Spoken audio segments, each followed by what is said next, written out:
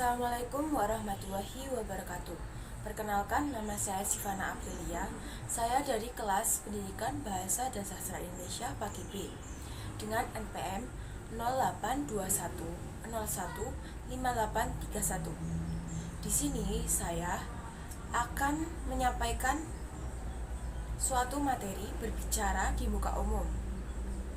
Istilah berbicara di muka umum atau public speaking mungkin bukan lagi asing bagi kita. Pada zaman sekarang maupun zaman dahulu, tentu sebagian orang pernah melakukan public speaking. Namun pada zaman dahulu, mungkin sebagian orang saja yang pernah melakukan public speaking. Namun saat ini, pada zaman ini, banyak sekali, hampir semua orang pernah melakukan public speaking. Saat kita SD sampai menjadi mahasiswa pun kita sering melakukan public speaking, seperti kita ceramah, presentasi, dan lain sebagainya. Public speaking sangat penting untuk pekerjaan kita. Seperti pada dunia pekerjaan, public speaking sangat penting. Seperti kita menjadi seorang manajer, menjadi seorang guru, ataupun menjadi pekerjaan yang lain yang membutuhkan public speaking. Sejarah telah menunjukkan bahwa tradisi public speaking telah ada pada zaman dahulu, yaitu pada zaman peradaban Yunani. Pada tradisi politiknya, pada zaman Yunani, berbicara di muka umum atau seni berbicara atau retorika, dari bahasa Yunani retorikos, yang berarti sebuah pidato, ataupun retor, yang berarti pembicara publik. Ilmu ini dipelajari pada ilmu pengantar dan ilmu komunikasi. Tokoh-tokoh yang pernah mempelajari ilmu ini yaitu Gorgias, Plato, dan Aristoteles. Beberapa tokoh menyebutkan bahwa suatu komunikasi dapat disebut sebagai komunikasi publik itu jika audiens berjumlah minimal lebih dari 10 orang. Kemudian, apa sih yang disebut dengan karakteristik? Karakteristik pada public speaking. Karakteristik pada public speaking itu bersifat formal dan selalu direncanakan serta selalu digunakan untuk menyampaikan suatu ide seseorang untuk bisa didengar oleh banyak orang. Kemudian terdapat audiens. Komponen apa saja sih pada public speaking? Yaitu yang pertama, stimulus, yang kedua, pembicara, yang ketiga, pesan, dan keempat, channel, yang kelima, audiens, yang keenam, konteks, kemudian dampak, feedback, gangguan dan komunikasi antar anggota audiens. Pada saat kita melakukan public speaking, gimana sih tipsnya agar kita gak ngos-ngosan pada saat menyampaikan di depan mikrofon? Dengan cara yang pertama, kita harus berlatih. Dengan latihan terus pasti kita bisa. Dengan cara yang pertama, menurut saya, meniup lilin yang menyala dengan jarak 1 meter, terus berulang-ulang kali sampai 10 kali. Kemudian tarik nafas dalam-dalam mungkin lewat hidung dan membuang lewat mulut, seperti ini.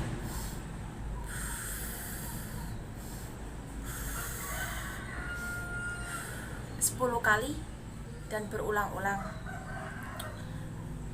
Kemudian pada saat kita melakukan public speaking, pasti vokal kita harus ditata. Tidak mungkin vokal kita tidak enak untuk didengar oleh para pendengar. Gimana sih caranya agar kita bisa melatih vokal kita? Dengan cara kita selalu berusaha berlatih agar vokal kita dapat enak didengar untuk pendengar. Dengan cara kita latihan nada, kemudian artikulasi, intonasi, aksentuasi, dan volume saat kita berbicara. Nada, speed, frasering, dan pause. Kadang kita merasa gugup ataupun grogi pada saat kita melakukan public speaking, apalagi di depan orang banyak yang tidak kenal kita ataupun kenal kita, pasti kita akan merasa gugup. Gimana sih cara kita agar bisa tidak gugup, agar kita tidak gugup? Dengan cara kita sering berlatih diri, kemudian menyiapkan ide, berdiskusi, dan mengembangkan diri. Mengembangkan diri pribadi itu sangat penting karena dapat melatih cara bicara kita kepada orang banyak. Kemudian gimana sih cara kita mempengaruhi agar pendengar kita itu bisa ikut apa yang kita sampaikan. Dalam hal ini, dalam arti mempengaruhi orang di sekitar kita dengan hal yang positif, bukan yang negatif. Kemudian kita harus selalu meningkatkan kemampuan kita pada saat kita melakukan public speaking. Terus apa sih persamaan public speaking dan berbicara biasa? Yaitu persamaannya itu pada penyampaian pesan yang sama, kemudian disusun melalui logika kita dan sistematis dan tahap dapat dimengerti oleh pendengar. Kemudian kita harus menyesuaikan isi dan cara penyampaian dengan rekan bicara kita. Pesan yang kita sampaikan itu dapat berdampak hal yang positif untuk pendengar. Kemudian pembicara seperti saya harus dapat menyesuaikan apa yang disampaikan sesuai dengan reaksi para pendengar. Kemudian gimana sih cara kita nggak cemas untuk melakukan public speaking? Dengan cara kita selalu berpikir positif. Kemudian persiapan apa yang dapat disiapkan untuk melakukan public speaking, seperti penyampaian, penugasan materi, serta menutup pada public speaking. Dengan cara who is my public? Siapa publikku? Yang kedua, what is my topic about? Apa topik saya? Yang ketiga, why should I talk about it? Kenapa saya harus membicarakan materi pada public speaking itu? Kemudian when, kapan saya menyampaikan public speaking itu? Where, di mana kita melakukan public speaking itu? Kita harus menyesuaikan lingkungan kita. Kemudian how, bagaimana sih agar public speaking kita berjalan dengan lancar dan baik serta dapat enak didengar oleh para pendengar. Kemudian gimana sih cara kita untuk meningkatkan public speaking kita? Dengan mengurangi jeda, perhatikan intonasi kita, kemudian mempertahankan kontak mata kita di depan umum, menggunakan ekspresi dan bahasa tubuh kita, berlatih hingga matang dan mantap. Kesimpulannya, berbicara di muka umum adalah suatu komunikasi seperti pidato, ceramah, membaca puisi, dan jenis berbicara umum lainnya. pada saat kita mengajar pun kita harus bisa public speaking.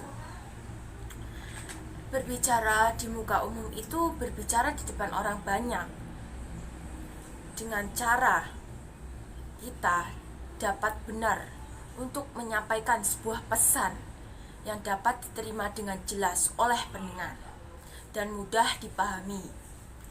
Kemudian penyiapan kita pada saat penguasaan sebuah materi public speaking itu dengan cara kita membaca naskah.